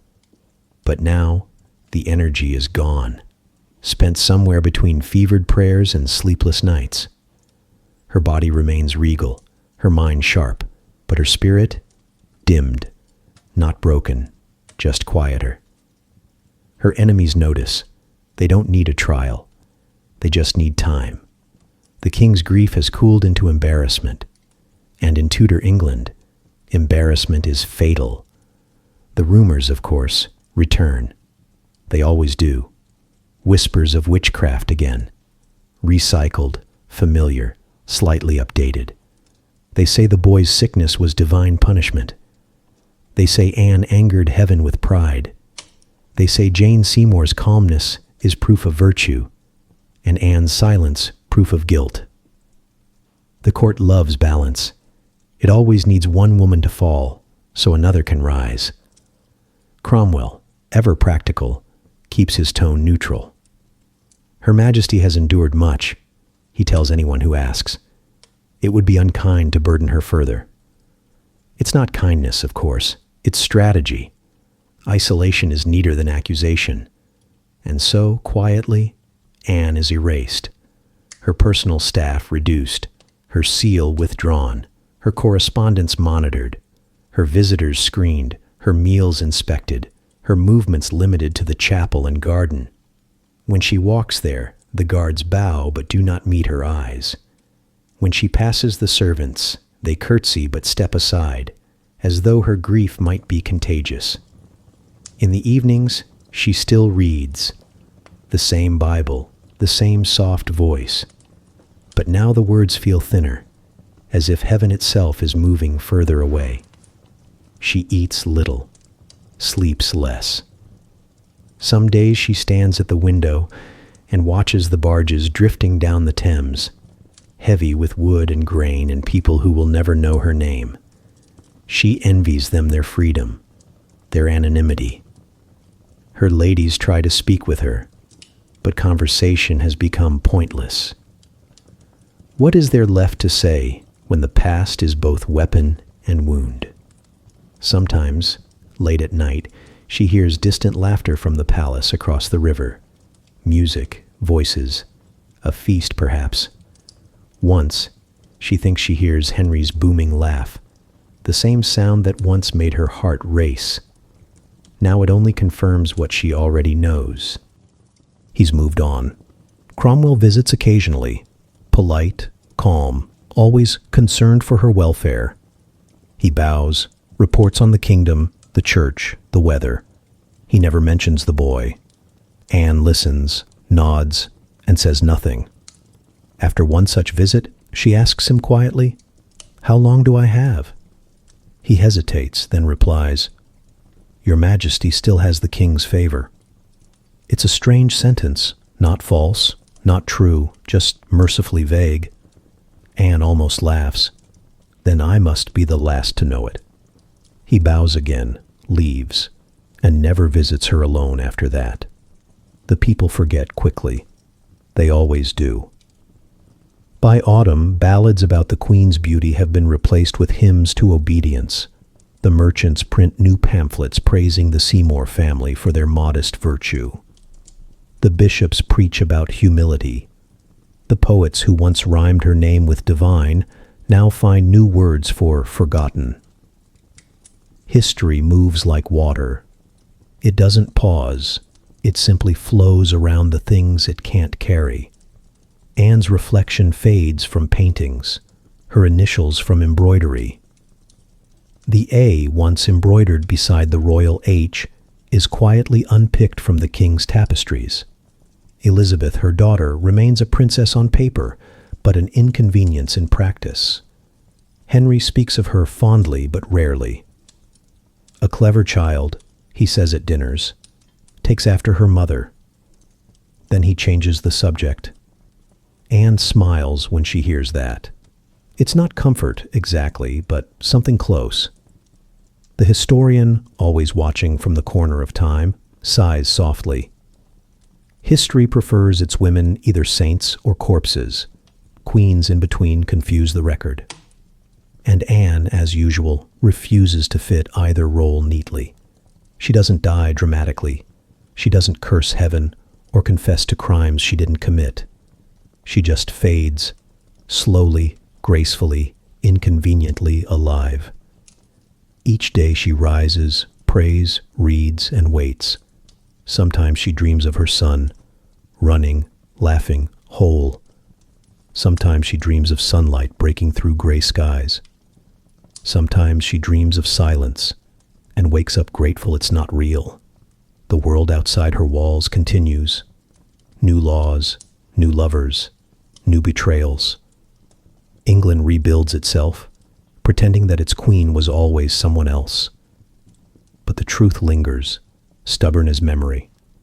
For one brief, impossible moment, the most powerful man in the world had met his match, and lost her not to treason, not to another's hand, but to time, grief, and the quiet cruelty of survival. She was not executed. Not yet. But history had already done the job for him. And in that half-life, tolerated, isolated, forgotten, Anne Boleyn became something rarer than a martyr, a living ghost, haunting the story she once ruled. Years pass, slowly at first, then all at once. England changes its face again. New alliances, new enemies, new queens with practiced smiles. The world turns, the ink dries, and memory begins its favorite pastime, editing. The boy's name fades first. No malice, no ceremony, just absence. He disappears from sermons, from chronicles, from the polite conversation of courtiers. The official records shorten his life to a single sentence, and eventually, even that becomes a footnote. The kingdom moves on. History is practical that way. It keeps what's useful and leaves the rest to rumor. Anne remains alive long enough to watch it happen. She never regains her throne in Henry's heart, but she keeps her title in form. Queen Consort, by name, cautionary tale, by implication.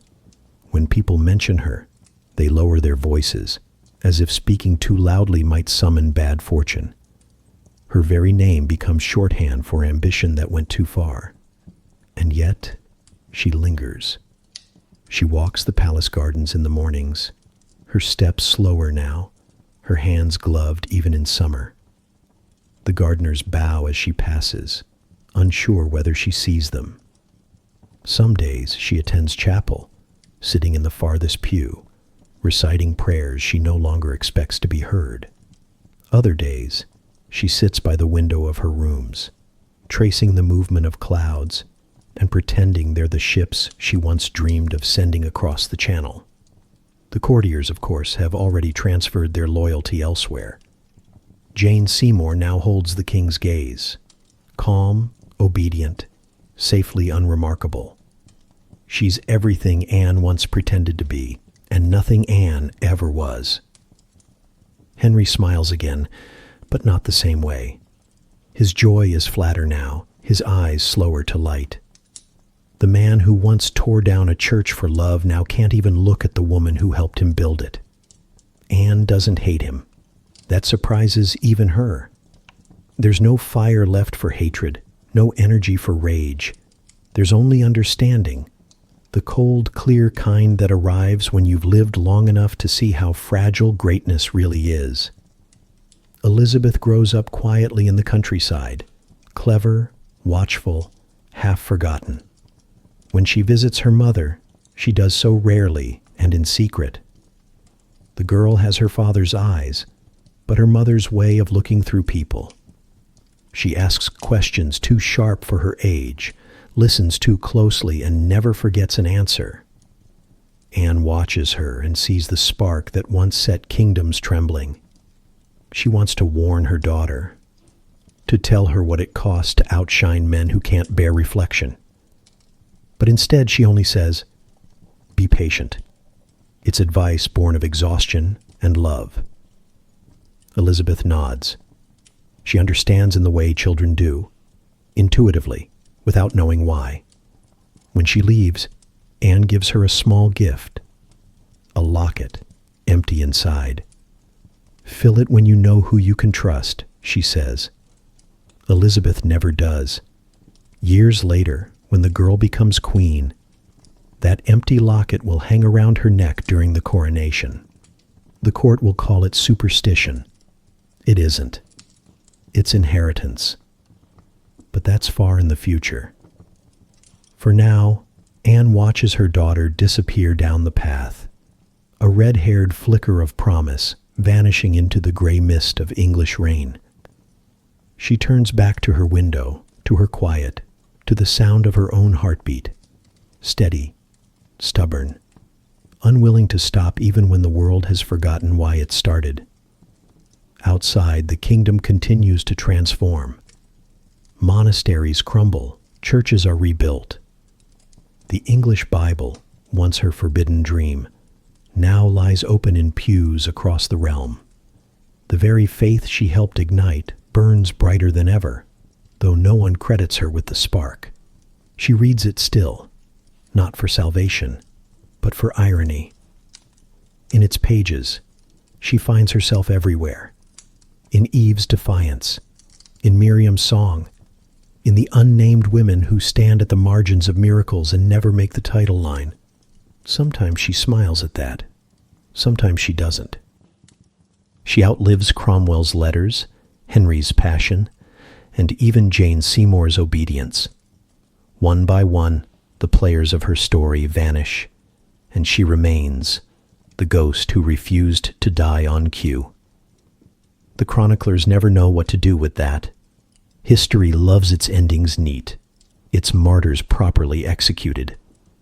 But Anne Boleyn, this Anne, the one who gave Henry a son too fragile to save him, denies the narrative the satisfaction of tragedy. She doesn't die dramatically. She simply endures. She endures the slow erasure of her name, the steady redirection of England's gratitude, the soft hum of power moving elsewhere. In her final years, she walks the gardens less. Her steps grow small, her figure thinner. But her eyes, those famous, clever eyes, never lose their brightness. Servants say that sometimes, in the last light of evening, she can be seen at the window again, watching the rain. Always rain. When she speaks, it's mostly to herself. "Strange," she murmurs once, "to change the world, only to watch it forget you did." And perhaps that's her truest legacy. Not her crown, not her scandal, not even her death withheld, but the quiet proof that history's silence is its own kind of confession. The chroniclers erase her son completely. They call him the lost prince, if they call him anything at all. But England keeps his echo. In every reform, every law written in English, every hymn sung by voices that once belonged to Rome, his absence hums beneath it.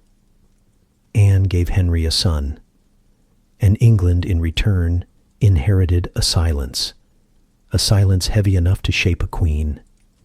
Because sometimes the wrong son isn't the one who dies. It's the one history was never meant to have. The bells toll faintly in the distance, soft, reluctant, like a memory being lowered into the ground. A lute plays somewhere beyond the walls, one final chord, swallowed by rain. And in the stillness between sound and silence, the story ends the way most true ones do. Not with justice, not with peace, but with the quiet endurance of a woman history never quite knew how to forget. And so it ends, not with fire or fury, but with stillness, Love turned to fear. Triumph turned to silence. A woman who changed a kingdom now fades into its margins, and the man who broke the world for her can no longer remember why. England moves on, as it always does. The rivers keep flowing, the churches keep singing, the crowns keep changing heads. But for a moment, a long, fragile moment, it all began with her. A woman who asked too many questions, a king who mistook obsession for devotion, and a child who tried to breathe for both of them. History, of course, prefers cleaner endings. It likes its saints burning and its sinners punished. It doesn't quite know what to do with the ones who simply endure. Anne Boleyn did that better than anyone. She endured.